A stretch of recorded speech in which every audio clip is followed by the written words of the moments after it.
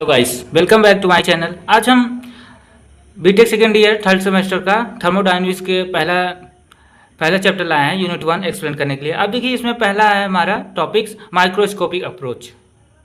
अब देखिए माइक्रोस्कोपिक्स का मतलब है कि किसी मटेरियल को बहुत छोटे लेवल या फिर एटॉमिक या फिर मॉलिक्यूलर लेवल पर स्टडी करना।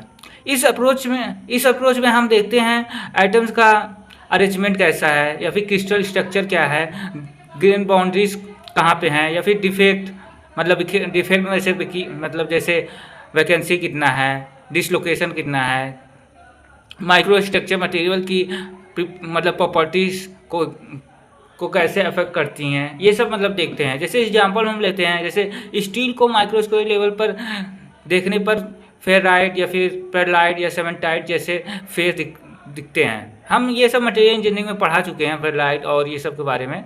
और क्वांटिटी और अरेंजमेंट से स्टील की स्ट्रेंथ और हार्डनेस डिसाइड करते हैं हम, इन्हीं सब माइक्रोस्कोपिक अप्रोच से। अब हम दूसरा हमारा टॉपिक है माइक्रोस्कोपिक अप्रोच। अब देखिए माइक्रोस्कोपिक अप्रोच का मतलब है किसी मटेरियल को हम नेक्ड आई आँखों से देखने वाले लेवल पर स्टडी करना, बिना उसका एटॉमिक या फिर माइक्रोस्कोपिक स्ट्रक्चर को देखे। अब इसमें क्या क्या देख सकते हैं, इसमें हम साइज और शेप पता कर सकते हैं, weight, colour, density, strength, hardness, elasticity, thermal conductivity, ये सब हम किससे माइक्रोस्कोपिक अप्रोच से पता कर सकते हैं। अब इसमें इम्पोर्टेंस का क्या क्या है, जैसे मटेरियल की हम ओवरऑल प्रॉपर्टीज़ जानने के लिए या फिर इंजीनियरिंग डिज़ाइन में यूज़ करने के लिए, मटेरियल सिलेक्शन के लिए और पार्टिकल एप्लीकेशन के लिए हम किसका यूज़ करते हैं, माइक्रोस्कोपिक अप्रोच का। अब हमारा दूसरा पार्ट है कॉन्टिन्यूम। अब देखिए कॉन्टिन्यूम का मतलब है किसी मटेरियल या फ्लूइड को कॉन्टिन्यूअस माना जाता है, यानी उसमें जो मॉलिक्यूल्स के बीच के गैप्स को इग्नोर किया जाता है। इसमें ऐसे बात सकते हैं कि जैसे इंजीनियरिंग एनालिसिस में हम मटेरियल को काउंटलेस एटम से बना हुआ नहीं मानते, बल्कि एक कॉन्टिन्यूअस मीडियम मानते हैं जिसके प्रॉपर्टी हर पॉइंट पर डिफाइन होती है। ये हमारा बेसिकली दो शब्द से बना है, कॉन्टिन्यूअस प्लस मीडियम। अब एग्जाम्पल में जैसे हम ले लेते हैं पानी, वाटर असल में मॉलिक्यूल से बना होता है, लेकिन फ्लूइड मैकेनिक्स में हम एक कॉन्टिन्यूअस फ्लूइड मानते हैं और डेंसिटी, प्रेशर, वेलोसिटी को हर पॉइंट पर डिफाइन करते हैं। अब देखिए अगर नॉर्मली इसका डिफिनीशन बोला जाए तो डिफिनीशन ऐसे आप बोल सकते हैं, continuous is an idealised material model in which matter is assumed to be continuously distributed throughout the region occupied by it। इस डिफिनेशन का यह है कि जब किसी पदार्थ को लगातार माना जाता है और उसके मॉलिक्यूल के बीच के गैप्स को नज़रअंदाज किया जाता है तो उसे कॉन्टिन्यूम कहते हैं। इंपॉर्टेंस इसका क्या क्या है, जैसे फ्लूइड मैकेनिक्स की इक्वेशन में हेल्प करता है हमारा, स्ट्रेन एनालिसिस में, इंजीनियरिंग कैलकुलेशन को सिंपल बनाता है ये। अब हम नेक्स्ट टॉपिक आ जाते हैं सिस्टम। अब देखिए सिस्टम क्या होता है। तो सिस्टम थर्मोडायनेमिक्स में उस स्पेसिफिक पार्ट को कहते हैं जिसे हम स्टडी या फिर एनालाइज करना चाहते हैं। देखिए मैंने लिखा है, it is a quantity of matter और region in space upon which attention is concern in the analysis of problem. अब देखिए सराउंडिंग वो होता है जो आउटसाइड ऑफ सिस्टम, जो सिस्टम के जैसे यह मान लीजिए आप ये देखिए मैंने एक सिस्टम बनाया। अब इसी सिस्टम को हमें एनालिसिस करना है। अब इसके जो बाहर वाले एरिया जितने हैं ना, इन्हें हम सराउंडिंग कहते हैं, और जो हमारा सिस्टम और सराउंडिंग के जो बीच में गैप है, दोनों को बांट रहा है, उसे हम बाउंड्री कहते हैं। अब ऐसे भी समझ सकते हैं, सिस्टम के बाहर का सब कुछ सराउंडिंग कहलाता है और सिस्टम और सराउंडिंग को अलग करने वाली बाउंड्री को हम बाउंड्री कहते हैं। देखिए बाउंड्री दूसरा मानते हैं, separation between system and surrounding, it can be rigid, flexible and real and imaginary. अब दूसरा हमारा यूनिवर्स क्या होगा, सिस्टम प्लस सराउंडिंग। अब देखिए ये हमारा ये इतना सिस्टम है और ये बाहर सराउंडिंग है, इन दोनों को मिला दिए तो ये हमारा पूरा कितना हो जाए, ये हमारा पूरा यूनिवर्स हो गया। अब हम बात करते हैं, ये हमारा मेन टॉपिक है थर्मोडायनेमिक्स प्रॉपर्टी। पहले हमारा सिर्फ इंट्रोडक्शन है थर्मोडायनेमिक्स में, हम क्या क्या पढ़ते हैं क्या क्या नहीं, क्योंकि आपके लिए नया सब्जेक्ट है, तो इसीलिए पहला हमारा यूनिट सिर्फ इंट्रोडक्शन है, तो ज़्यादा लंबा भी नहीं है, छोटा सा है। अब देखिए, पहले भी मैंने आगे भी बताया है, लेकिन इसमें भी बता देते हैं। सिस्टम देखिए मेनली हमारे 3 प्रकार के हो सकते हैं। सिस्टम एक हमारा क्लोज ओपन हो सकता है, क्लोज सिस्टम हो सकता है, आइसोलेटेड। अब ओपन सिस्टम मतलब है कि मास और एनर्जी दोनों एक्सचेंज हो सकते हैं। और दूसरा हमारा क्लोज सिस्टम, तो क्लोज सिस्टम में भी नाम से याद हो रहा है, मतलब क्लोज होगा। इसमें मास या फिर मतलब एनर्जी एक्सचेंज हो सकती है, लेकिन मास एक्सचेंज नहीं होता है इसमें। तीसरा हमारा आइसोलेटेड। आइसोलेटेड मतलब इसमें दोनों एक्सचेंज नहीं होगा, ना मास एक्सचेंज होगा ना एनर्जी एक्सचेंज होगा। अब हम आते हैं अपने टॉपिक पे, थर्मोडायनामिक प्रॉपर्टी। ये क्या thermodynamic, this are characteristic feature of system by which its physical condition में भी डिस्क्राइब। एग्जाम्पल वॉल्यूम हो गया, टेम्परेचर, प्रेशर। मतलब ये है कि थर्मोडायनामिक प्रॉपर्टी वो फिजिकल क्वांटिटी होती है जो किसी थर्मोडायनामिक सिस्टम की कंडीशन मतलब स्टेट को डिस्क्राइब करती है। एग्जाम्पल जैसे हमारा प्रेशर हो गया, temperature, volume, density, internal energy, enthalpy, entropy, ये सब हमारा क्या है, थर्मोडायनामिक प्रॉपर्टी है।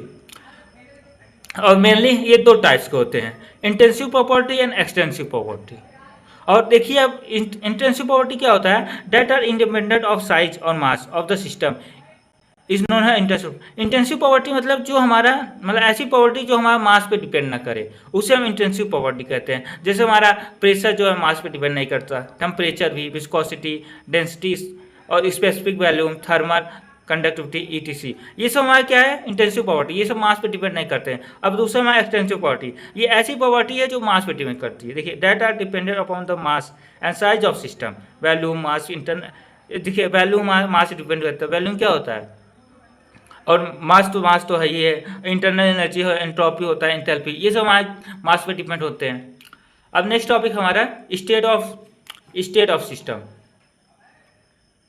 स्टेट ऑफ सिस्टम मतलब unique condition of system which is represented by property. अभी हम नॉर्मल समझते हैं स्टेट ऑफ सिस्टम मतलब किसी थर्मोडायनामिक सिस्टम की स्टेट उसकी कंडीशन को मतलब दर्शाता है, जो उसकी थर्मोडायनामिक प्रॉपर्टी से डिफाइन होती है। अगर सिस्टम की प्रॉपर्टी जैसे pressure, temperature, volume, density, etc की वैल्यू पता हो तो सिस्टम की स्टेट कंप्लीटली डिफाइन हो जाता है। अब देखिए, state of system can be define only when. State of system कब डिफाइन होगा, मतलब कब पॉसिबल होगा, मतलब पॉसिबल की बात कर रहे हैं तो प्रॉपर्टी शुड भी इन्फॉर्म होगा, तभी आप उसके मतलब डिफाइन कर सकते हैं कि उस प्रॉपर्टी का स्टेट कौन सा होगा। या फिर दूसरा हमारा, property should be invited at time at least temporary for a moment. जिस मोमेंट पे हम मेजर कर रहे हैं उस मोमेंट पे तो हमारा कॉन्स्टेंट रहना चाहिए।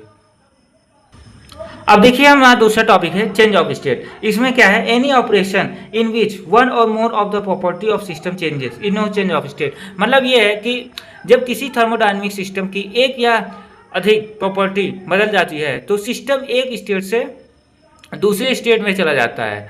इसी चेंज ऑफ स्टेट इसी को मतलब चेंज ऑफ स्टेट कहते हैं। अब देखिए, चेंज ऑफ स्टेट का कुछ कॉजेज है, जैसे इसमें हीट ट्रांसफर हो सकता है, वर्क डन ऑन या फिर बाय द सिस्टम हो सकता है, चेंज इन प्रेशर हो सकता है, चेंज इन वॉल्यूम, ये सब मतलब कॉजेज हैं।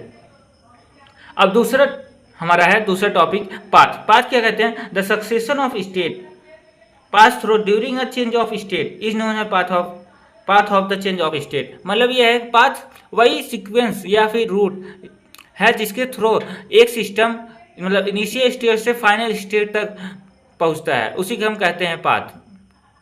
अब जैसे किसी ग्राफ से रिप्रेजेंट करते हैं, ये हमारा देखिए ये ग्राफ है, तो ये ग्राफ है मतलब कोई एक मतलब इनिशियल स्टेट ये है और ये फाइनल स्टेट है। अब ये किस पाथ से मतलब चाहे इस पाथ से गया हो चाहे इस पाथ से गया हो, जिस पाथ से ये डिफाइन होगा उसी कहते हैं पाथ हमारा, ये हमारा पाथ है।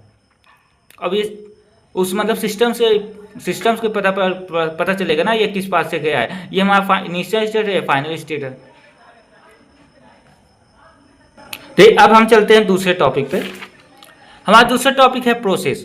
प्रोसेस क्या होता है, when the path is completely specified the change of state is known as process. मतलब ये है कि प्रोसेस वह परिवर्तन है जिसमें सिस्टम एक स्टेट से दूसरी स्टेट में जाता है। जब सिस्टम की प्रॉपर्टी जैसे प्रेशर, टेम्परेचर या फिर वॉल्यूम चेंज होती है तो एक थर्मोडायनामिक प्रोसेस होता है। देखिए सिंपली हम समझते हैं, जैसे किसी सिस्टम का एक इक्विलिब्रियम स्टेट से दूसरे इक्विलिब्रियम स्टेट में परिवर्तन प्रोसेस कहलाता है, मतलब इसी को हम प्रोसेस कहलाते हैं। जैसे प्रोसेस क्या हो सकता है, अगर हमारा कांस्टेंट प्रेशर है उसे हम बोलते हैं आइसोबैरिक, कांस्टेंट टेम्परेचर है उसे हम आइसोथर्मल बोलते हैं, कांस्टेंट वॉल्यूम है उसे हम कहेंगे आइसोकोरिक। ये हमारा मतलब ये है कि ये मतलब जो वायवल लेने आते हैं वो पूछ लेते हैं कि आइसोबैरिक में क्या कांस्टेंट रहेगा, तो उसमें pressure constant, isothermal temperature constant होता है, आइसोकोरिक में वॉल्यूम कांस्टेंट होता है। ये सब आप याद करिए रहिएगा। ये सब हमारा क्या है, ये सब एक प्रोसेस ही है, isobaric process, isothermal process, isochoric process. अब हम आपको चलते हैं नेक्स्ट टॉपिक है, गिब्स फेस रूल। ये देखिए इंपॉर्टेंट है, इसे देखिए यहाँ कहानी लिखा है, मैं आपको मतलब अच्छे समझाता हूँ। गिब्स फेस रूल होता है क्या? गिब्स फेस रूल मतलब मैं आपको मैथमेटिकली समझाता हूँ। Gibbs phase rule state that the degree of freedom of a system in equilibrium are equal to the number of, मतलब ये वाला क्वेश्चन बता रहा हूँ, is are equal to the number of components minus the number of phases plus 2। ये होता है हमारा डिग्री ऑफ फ्रीडम। अब मतलब हम ऐसे बोल सकते हैं, गिब्स फेस रूल के अनुसार किसी इक्विलिब्रियम सिस्टम के डिग्री ऑफ फ्रीडम कंपोनेंट्स की समान आय में से फेजेस की संख्या घटाकर दो, मतलब वही सब जो है हिंदी में लिखा है, मतलब ये इसी इक्वेशन को याद करिएगा और सीधा आप डिफिनीशन में लिख सकते हैं कि Gibbs phase rule state that the degree of freedom, ये देखिए डिग्री ऑफ फ्रीडम ऐसे नोट कर, degree of freedom of system in equilibrium are equal to the number of, मतलब नंबर ऑफ कंपोनेंट्स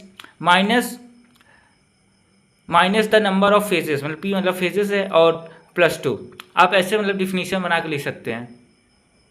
अब देखिएगा 7 नंबर में आएगा तो कंपोनेंट्स को भी डिफाइन कर दिए। जो कंपोनेंट्स, जो सी क्या है, सी हमारा कंपोनेंट्स क्या कहता है? अधिक कंपोनेंट मतलब सिस्टम को बनाने वाला मिनिमम इंडिपेंडेंट कंस्टिट्यूएंट, उसे हम कंपोनेंट कहते हैं। और दूसरा हमारा क्या है, फेज। अब फेज मतलब होमोजेनियस और physical distinct part of system को हम फेज कहते हैं। दूसरा, पहला हमारा क्या है, degree of freedom. Degree of freedom मतलब होता है कि इंडिपेंडेंट वेरिएबल, मतलब जैसे टेम्परेचर, प्रेशर, ईटीसी की संख्या जो फेज इक्विलिब्रियम को डिस्टर्ब किए बिना मतलब बढ़ाई जा सकती है, उसे हम डिग्री ऑफ फ्रीडम कहते हैं। मतलब जैसे अब कोई एक्सिस पर देखें ये, तो अगर ये यहाँ पे कोई मतलब एटम है, इसका डिग्री ऑफ फ्रीडम कितना है, 2 एक्सिस पे, मतलब 2 एक्सिस बना है, तो डिग्री ऑफ फ्रीडम अगर ये वाई पे भी मतलब जा सकता है, एक्स पे भी जा सकते हैं, तो इसका डिग्री ऑफ फ्रीडम 2 है। इसमें मतलब कोई भी कांस्टेंट नहीं लगाया है। अगर हम इस साइड मतलब आइसोलेटेड करते हैं तो ये इस साइड नहीं जा सकता एक्स डायरेक्शन, तो इसका डिग्री ऑफ फ्रीडम 1 है, सिर्फ ये वाई डायरेक्शन पे ही मतलब जा सकता है। अब देखिए कंटिन्यू के बारे में मैंने स्टार्टिंग में ही बता चुका हूँ। अब दूसरा हमारा नेक्स्ट टॉपिक है pure substance. A pure substance which is homogeneous and invariable in its chemical composition through out its mass. जैसे एग्जाम्पल में होगा air, steam, water, mixture, water, ये सब वहाँ प्योर सब्सटेंस। प्योर सब्सटेंस मतलब प्योर सब्सटेंस वह पदार्थ होता है जिसका केमिकल कंपोजिशन हर जगह मतलब सेम हो और यूनिफॉर्म हो। ये एक केमिकल एलिमेंट है, एक ही केमिकल कंपोनेंट से बना हो सकता है, उसी को हम कहते हैं प्योर सब्सटेंस। एग्जाम्पल में जैसे हमारा pure water, oxygen, nitrogen, ice plus water plus steam. अगर हमारा कौन सा प्योर सब्सटेंस नहीं है, जैसे हमारा एयर हो गया, एयर में हमारा क्या डिफरेंट गैसेस का मिक्सचर होगा, और सॉल्ट वाटर होगा, इसमें क्या सॉल्ट प्लस वाटर मतलब 2 कंपोनेंट का मिक्सचर है। पेट्रोल हो गया, ये सब हमारा प्योर सब्सटेंस नहीं है। अब हमारा नेक्स्ट टॉपिक है थर्मोडायनेमिक इक्विलिब्रियम। अब इसमें क्या होता है, a system in which there is no change in any microscopic property is registered if the system is isolated from the surrounding. A system is in thermodynamic equilibrium if it is in mechanical equilibrium, thermal equilibrium, chemical। मतलब ये है कि thermal equilibrium कब कहेंगे, जब ये mechanical equilibrium में हो या फिर थर्मल इक्विलिब्रियम में हो, केमिकल इक्विलिब्रियम, और तीनों को सस्टिफाई करेगा तो उसी को हम कहेंगे थर्मल इक्विलिब्रियम। अब देखिए थर्मोडायनेमिक इक्विलिब्रियम को हम दूसरी लैंग्वेज में पढ़ सकते हैं, जैसे जब किसी थर्मोडायनेमिक सिस्टम की सभी प्रॉपर्टीज, प्रेशर, टेम्परेचर, डेंसिटी और भी प्रॉपर्टी, वॉल्यूम, ये सब टाइम के साथ चेंज ना करें और सिस्टम में किसी भी प्रकार का अनबैलेंस फोर्स या फिर ग्रेडियंट ना हो, तो सिस्टम थर्मोडायनेमिक इक्विलिब्रियम में होता है। और मैंने आपको कंडीशन तो बता दी कि मैकेनिकल इक्विलिब्रियम होना चाहिए, थर्मल इक्विलिब्रियम होना चाहिए, मैकेनिकल मतलब थर्मल इक्विलिब्रियम मतलब टेम्परेचर हर जगह सेम हो, मतलब हीट फ्लो ना हो, उसे हम कहते हैं मतलब। और दूसरा मैकेनिकल इक्विलिब्रियम, इसका मतलब है कि प्रेशर बैलेंस हो, कोई अनबैलेंस फोर्स ना हो। और तीसरा हमारा क्या है, केमिकल इक्विलिब्रियम मतलब केमिकल कंपोजिशन चेंज ना हो, कोई केमिकल मतलब रिएक्शन प्रोग्रेस ना कर रही हो, मतलब कोई भी केमिकल रिएक्शन ना होता हो, उसी को हम कहते हैं केमिकल इक्विलिब्रियम। अगर हम एक एग्जांपल लेते हैं कि एक क्लोज कंटेनर में गैस को कुछ समय के लिए छोड़ दिया जाए तो कुछ देर बाद टेम्परेचर यूनिफॉर्म हो जाता है वहाँ पे, मतलब गैस जो है जिसको मतलब सराउंडिंग के हिसाब से टेम्परेचर बैलेंस हो जाता है और मतलब प्रेशर भी यूनिफॉर्म हो जाता है, प्रॉपर्टी स्टेबल हो जाती है, तब गैस थर्मोडायनेमिक्स इक्विलिब्रियम में होती है। अब हमारा नेक्स्ट टॉपिक है डेथ स्टेट। अब डेथ स्टेट में क्या होता है, अ सिस्टम ऑफ मतलब a state of system where it is in complete equilibrium with is surrounding thus having no potential to do work.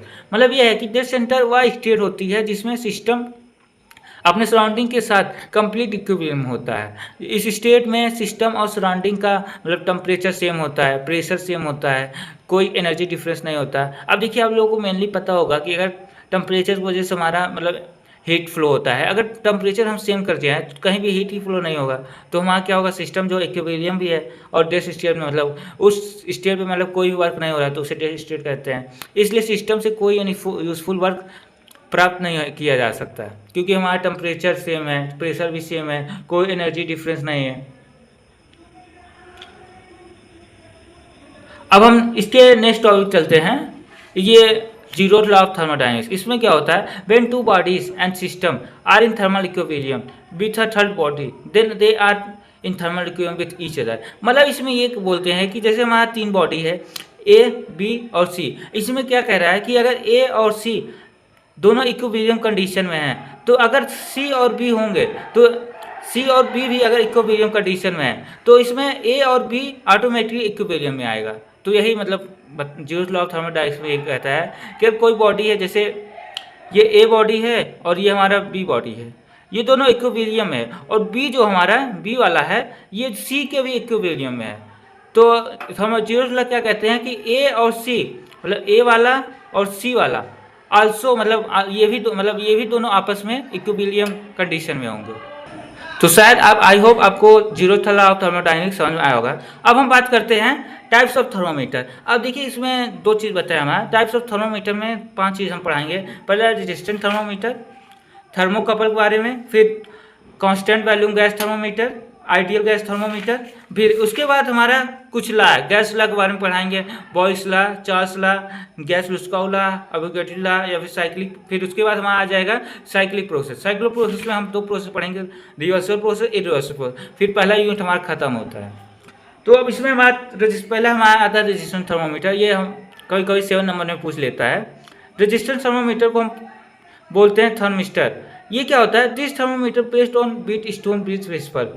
अब बीट स्टोन ब्रिज को इस पर आप पढ़े होंगे, ये उसी पे बेस पे है।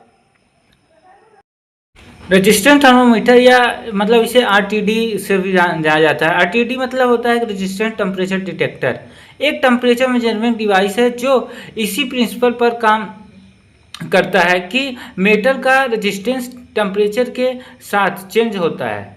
बस इसी के वर्क पर काम करता है। अब देखिए इसमें P/Q और R/X। P/Q ये दोनों हमारा कितना है, फिक्स्ड रेशियो मतलब फिक्स्ड रेजिस्टेंस है। P और Q ये हमारा फिक्स्ड रेजिस्टेंस है और ये हमारा S वाला है वेरिएबल रेजिस्टेंस और ये अननोन, मतलब हमें R वाला फाइंड करना है, इसी फॉर्मूले से हमें फाइंड करना है ये। और इसमें जो रेजिस्टेंस थर्मोमीटर है इसमें जो है रेजिस्टेंस जो है थर्मोमेट्रिक प्रॉपर्टी होती है। Bring current in galvanometer to zero by varying resistance S to get unknown resistance. अब देखिए ये वेरिएबल रेजिस्टेंस है, मतलब ये चेंज होता रहेगा, तो इसमें हम चेंज करके गैल्वेनोमीटर का मतलब करंट देखेंगे पास हो रहे हैं, उसकी वजह से हमारा अननोन रेजिस्टेंस फाइंड हो जाएगा ये फॉर्मूला लगा के। पी और क्यू हमारा ये फिक्स्ड रेजिस्टेंस है ये। अब दूसरा हमारा आता है थर्मोकपल। अब इसमें थर्मोकपल क्या होता है, this are based on Seebeck effect. ये जो थर्मोकपल है, थर्मोकपल भी एक टेम्परेचर मेजरिंग डिवाइस है जो सीबैक इफेक्ट के प्रिंसिपल पर काम करती है। सीबैक प्रिंसिपल मतलब होता है क्या, जब दो अलग अलग मेटल्स के वायर्स को जोड़कर 2 जंक्शन बनाए जाते हैं और दोनों जंक्शन के टेम्परेचर अलग अलग होता है तो सर्किट में एक थर्मोइलेक्ट्रिक ईएमएफ जनरेट होती है। मतलब ये वोल्टेज टेम्परेचर डिफरेंस के प्रोपोर्शनल होती है। इसी को मतलब यही हमारा जो सीबैक इफेक्ट है। ये कहानी जो मैं बताया ना वही कहानी मैं इसमें लिखा हूँ। According to the Seebeck effect when 2 dissimilar metal are joint to form 2 junction, ये देखिए 2 सिमिलर मेटल मैंने ज्वाइन किया और फाइंड हुआ, 2 जंक्शन मिला हमें। And if they 2 junction are maintain at different temperature then EMF और वोल्टेज इज जनरेट। अगर 2 जंक्शन दोनों का टेम्परेचर अलग है, मतलब इसका 0 डिग्री सेल्सियस है, इसका T है, एट डिफरेंट देन ईएमएफ, मतलब ईएमएफ हमारा वोल्टेज जनरेट होगा। जब हमारा जो है पोटेंशियल का डिफरेंस होगा तभी तो हमारा करंट फ्लो होगा, वही फिनोमिना से ये भी। And EMF is proportional to temperature difference between 2 junction. और इसमें क्या होता है, voltage and EMF is a thermometric property. पहले हमारा क्या था, रेजिस्टेंस थर्मोमेट्रिक प्रॉपर्टी है और दूसरे में वोल्टेज ईएमएफ। ये हमारा गेट में भी क्वेश्चन कभी कभी आ जाता है कि इसमें थर्मोमेट्रिक प्रॉपर्टी क्या होता है, तो इसमें वोल्टेज और ईएमएफ हमारा थर्मोमेट्रिक प्रॉपर्टी है। अब दूसरा हमारा आता है कांस्टेंट वॉल्यूम गैस थर्मोमीटर। इसमें क्या होता है, प्रेशर इज थर्मोमेट्रिक प्रॉपर्टी। क्यों, मैंने आइडियल गैस आपको पढ़ाया होगा, पीवी इक्वल टू एनआरटी होता है। अब इसमें अगर देखो कांस्टेंट वॉल्यूम गैस है, मतलब वॉल्यूम को कांस्टेंट, मतलब अगर वॉल्यूम कांस्टेंट कर दिया जाए तो हमारा पी जो है डायरेक्ट प्रोपोर्शनल टू टी हो गया। इस फॉर्मूला में यही मिलता है हमें, प्रेशर जो है डायरेक्ट प्रोपोर्शनल टू होता है। और दूसरा हमारा phenomena constant pressure gas thermometer. अब कांस्टेंट प्रेशर अगर इसी आइडियल कंडीशन प्रेशर को कांस्टेंट कर दिया जाए तो हमारा V बचेगा, V वेरिएबल है तो volume direct proportional to temperature हो जाएगा। तो देखिए इसमें मिलता है volume direct proportional to temperature, और इसमें वॉल्यूम डायरेक्ट मतलब वॉल्यूम क्या है, थर्मोमेट्रिक प्रॉपर्टी है। अब हमारा आता है ideal gas thermometer. Ideal gas thermometer it is independent material of construction. इसमें क्या है, temperature scale, compression of temperature. ये मतलब देखिए आइडियल गैस थर्मोमीटर ये भी एक टेम्परेचर मेजरिंग इंस्ट्रूमेंट है जो आइडियल गैस लॉ के प्रिंसिपल पर काम करता है। इसमें गैस के प्रेशर या फिर वॉल्यूम के चेंज से टेम्परेचर मेजर किया जाता है। आइडियल गैस इक्वेशन आपको पता होगा, आइडियल गैस इक्वेशन क्या होता है, पीवी इक्वल टू एनआरटी, वही सेम है सब में। इसका प्रिंसिपल जैसे आइडियल गैस के लिए हमारा क्या होना चाहिए, कांस्टेंट वॉल्यूम, पहला हमारा जो मैंने पढ़ा है। दूसरा हमारा कांस्टेंट प्रेशर होना चाहिए, मतलब इसमें जो है वॉल्यूम डायरेक्ट टेम्परेचर, इसमें होगा क्या, प्रेशर डायरेक्ट टेम्परेचर। ये न्यूमेरिकल है, न्यूमेरिकल मैं पूरा लेक्चर एक्सप्लेन करने के बाद न्यूमेरिकल आपको सॉल्व कराऊंगा। अब हमारा गैस लॉ आता है, ये हमारा लास्ट टॉपिक है। गैस लॉ के बाद हमारा क्या साइकिल आएगा, साइकिल प्रोसेस, फिर उसके बाद खत्म। गैस लॉ में हम 4 लॉ पढ़ेंगे, Boyle's law, Charles law, gay lussac law और अवोगाड्रो लॉ। और फिर उसके बाद साइक्लिक प्रोसेस में हमारा 2 प्रोसेस है, रिवर्सल रिवर्सल। इसके बाद ये चैप्टर खत्म होता है। अब गैस लॉ में हमारा पहला है बॉयल्स लॉ। बॉयल्स लॉ क्या होता है, if a given mass of gas is compress या फिर expanded at a constant temperature then the absolute pressure is inversely proportional to the volume. अब देखिए गैस लॉ में हमें पहले बॉयल्स लॉ समझते हैं। बॉयल्स लॉ जैसे अकॉर्डिंग टू हमारा आइडियल गैस कंडीशन हमारा क्या होता है, पीवी इक्वल टू एनआरटी होता है। अब बॉयल्स लॉ क्या होता है, बॉयल्स लॉ में हमारा टेम्परेचर जो होता है कांस्टेंट होता है। टेम्परेचर अगर कांस्टेंट हो गया, टेम्परेचर हमारा कांस्टेंट हो गया, अगर टेम्परेचर हमारा कांस्टेंट हो गया तो हम इसे लिख सकते हैं डायरेक्ट पी डायरेक्टली मतलब वी जो है वैल्यू इस साइड रेसिप्रोकल हो जाएगा।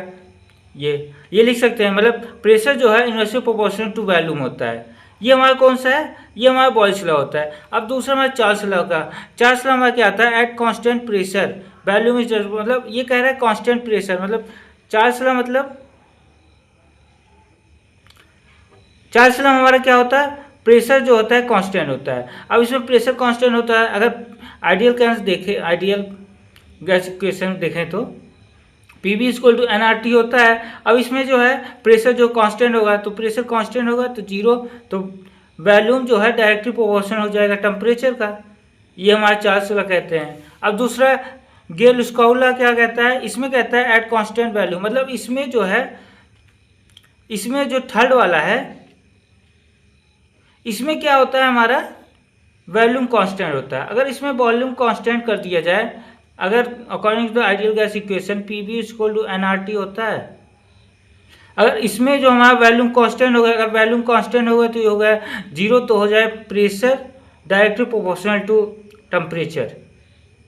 इसमें अगर वॉल्यूम कांस्टेंट हो गया तो प्रेशर या फिर टेम्परेचर इंक्रीज या डिक्रीज हो सकता है, क्योंकि हमारा एन भी कांस्टेंट है, आर भी कांस्टेंट है। आर हमारा गैस कांस्टेंट है और ये हमारा एन जो है नंबर ऑफ मॉलिक्यूल्स है। इसमें भी वैसे उसी तरीके से तो सिर्फ ये दोनों वेरिएबल है, तो इसीलिए प्रेशर डायरेक्ट प्रोपोर्शनल टेम्परेचर किसमें, गैस उसका लॉ। अब हमारा लास्ट आता है एवोगैड्रो लॉ। देखो एवोगैड्रो लॉ क्या कहता है, under ideal condition of temperature and pressure equal volume of all gases have same number of molecule. मतलब ये है कि जो मतलब अगर हम देखें कांस्टेंट टेम्परेचर या प्रेशर पे हमारा मॉलिक्यूल जो होता है n इक्वल टू 6.033 इंटू 10⁻³ मतलब सेम रहेगा हर एक गैसेस में, अगर हमारा कांस्टेंट प्रेशर या फिर कांस्टेंट टेम्परेचर में। अब हमारा देखिए लास्ट टॉपिक है साइक्लिक प्रोसेस। साइक्लिक प्रोसेस क्या होता है, a system is said to have undergone a cyclic process if the initial and final point are same. मतलब ये है कि जो साइक्लिक प्रोसेस है मतलब उसका इनिशियल और फाइनल पोजीशन सेम रहेगा तभी वो साइक्लिक प्रोसेस कहलाएगा। मतलब आप सिंपली में समझ सकते हैं साइक्लिक प्रोसेस वह प्रोसेस है जिसमें सिस्टम कई प्रोसेस के बाद अपनी इनिशियल स्टेट में वापस आ जाता है, यानी प्रोसेस के हर मतलब सिस्टम की इनिशियल और फाइनल स्टेट सेम होती है इसमें मतलब साइक्लिक प्रोसेस में। अगर कोई साइक्लिक प्रोसेस को अगर पूछा जाए मतलब गेट में भी पूछ लेता है कि minimum number of required cycle कितने हो सकते हैं, एक हमारा प्रेशर मतलब डेल पी इक्वल 0 और दूसरा हमारा डेल वी इक्वल टू 0 हो सकता है। चेंज इन प्रॉपर्टी 0 मतलब कोई भी इस प्रॉपर्टी मतलब साइक्लिक प्रोसेस में कोई भी चेंज ऑफ प्रॉपर्टी 0 होगा, मतलब कोई भी प्रॉपर्टी चेंज ही नहीं होगा इस। अब हम हमारा दो टाइप है इसका, रिवर्सिबल प्रोसेस हो सकता है या फिर इरिवर्सिबल प्रोसेस। अब रिवर्सिबल प्रोसेस क्या, a process is said to be reversible process if the system can be restore to its initial position without leaving in effect on the surrounding. मतलब ये है कि रिवर्सिबल प्रोसेस में ये होता है, रिवर्सिबल प्रोसेस मतलब ये है कि अगर कोई प्रोसेस 1 से 2 हो रहा है तो बिना मतलब कोई भी सराउंडिंग में इफेक्ट करे भी है वो अपने ओरिजिनल स्टेट पे आ जाए, कोई भी सराउंडिंग मतलब चेंज ना हो, तो उसे रिवर्सिबल कहते हैं। अब इरिवर्सिबल क्या होता है, process which is not reversible, मतलब ऐसा प्रोसेस जो रिवर्सिबल ना हो। मतलब ये है कि जो प्रोसेस 1 से 2 चला जाए तो फिर वापस उसी मतलब उसी पाथ या फिर उसी मतलब ओरिजिनल शेप ना आए, या फिर वो इस डायरेक्शन में आए, या फिर मतलब उसका पाथ चेंज हो जाए, या फिर कोई सराउंडिंग में इफेक्ट करे, उसे हम रिवर्सिबल प्रोसेस कहते हैं। अब इरिवर्सिबल प्रोसेस में क्या होता है, हमारा लैक ऑफ इक्विलिब्रियम होता है, लैक ऑफ फ्रिक्शन होता है। तो ये रहा हमारा यूनिट फर्स्ट थर्मोडायनेमिक्स का। Thank you for watching. मिलते हैं नेक्स्ट चैप्टर लेकर। नेक्स्ट चैप्टर हमारा कॉसी स्टैटिक प्रोसेस के बारे में हम बताएंगे, बहुत सिंपल चैप्टर है वो भी। तो थैंक यू फॉर वॉचिंग।